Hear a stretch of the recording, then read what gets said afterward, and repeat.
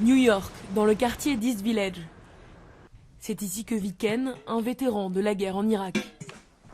2 ans à Bagdad et 5 ans pour s'en remettre. Ce jour-là, je ne l'oublierai jamais. C'est la première fois où je me suis retrouvé au combat, au beau milieu de l'action.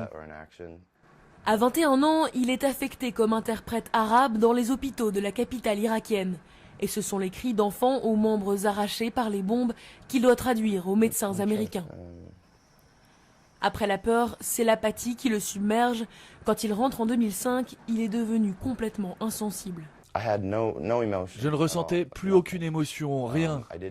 Tout m'était égal, les gens, ma situation. Je n'étais pas heureux, je n'étais pas triste non plus. Et le seul moyen de me sentir heureux ou triste, c'était de boire. 5 ans d'alcoolisme, d'attaques de panique, une tentative de suicide. Ken est victime de stress post-traumatique. Jusqu'au jour où il découvre la méditation grâce à un ami. Depuis 6 mois, il se rend 2 fois par semaine au centre de méditation de Manhattan.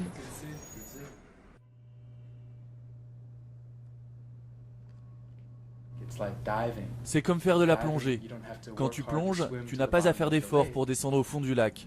Eh bien, la méditation transcendantale, c'est le même procédé, car ton esprit est déjà conditionné pour accueillir ses pensées. Cela permet d'aller au plus profond de l'esprit, palier après palier. 2 fois 20 minutes de méditation par jour et les résultats sont là.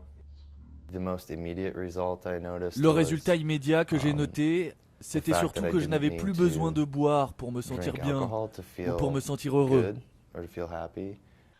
Depuis le début de la guerre en Irak, il y a eu plus de morts américains par suicide, vétérans et soldats confondus, que de morts au combat. 500 000 soldats souffrent de stress post-traumatique.